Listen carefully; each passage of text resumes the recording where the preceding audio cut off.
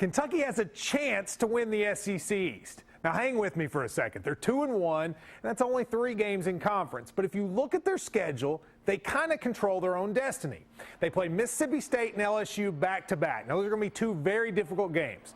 But if you could somehow squeak away one of them, they would end the season with Missouri, Georgia, and Tennessee, the 3 teams most likely to contend with them. And if they won those games, they would win the SEC East. And none of those games are impossible. Missouri lost at home to Indiana.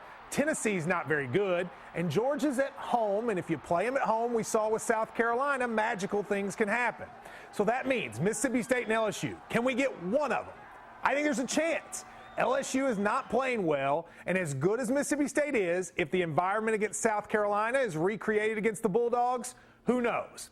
Look, I know it's a long shot and probably doesn't happen, but the mere fact that we're talking about this means football is back in Kentucky, and that makes me very excited.